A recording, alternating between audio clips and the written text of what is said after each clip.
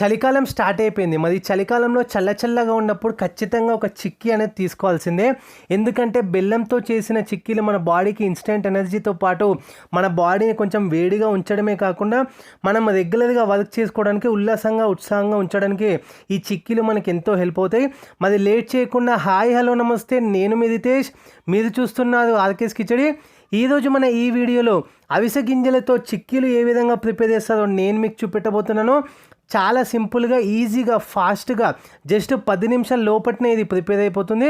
చాలా ఇన్స్టెంట్ ఎనర్జీతో పాటు అవిసె గింజల్లో ఉండే ఒమేగా 3 మనకి గుండెకి చాలా మంచిది. అంతేకాకుండా ఇది క్యాన్సర్ నుంచి మనం ప్రొటెక్ట్ చేస్తుంది అండ్ వెయిట్ లాస్కి కూడా ఇది చాలా అంటే చాలా హెల్ప్ అవుతుంది. మరి లేట్ చేయకుండా లెట్స్ స్టార్ట్ అవర్ వీడియో. అవిసె గింజల చిక్కీలు ప్రిపేర్ చేసుకోవడానికి ముందుగా మనం ఒక ప్యాన్ తీసుకుందాము. ప్యాన్ హీట్ అయిన తర్వాత 1 కప్పు అవిసె గింజలు ఇందులో యాడ్ చేస్తున్నాను.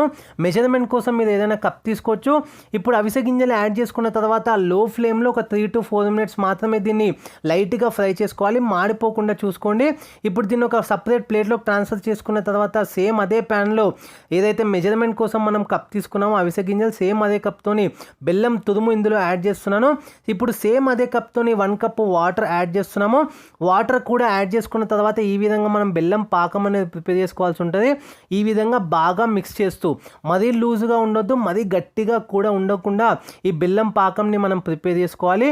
మరీ గట్టిగా ఉంటే మనకి చిక్కీ అనేది ప్రిపేర్ అయినప్పుడు మనకి ఆ ప్లేట్లోకి కానీ ఇంకా వేరే మనకి ట్రాన్స్ఫర్ చేసుకోవడానికి చాలా ఇబ్బంది అవుతుంది. కాబట్టి మరీ ఎక్కువ గట్టిగా ఉండకుండా చూసుకోండి. ఈ విధంగా మనం ఇప్పుడు మీరు చూసినట్టయితే ఈ విధంగా కలుపుకున్న తర్వాత మనము పాకం అనేది ఖచ్చితంగా ఈ కన్సిస్టెన్సీలో కొంచెం ఉండే విధంగా చూసుకోండి.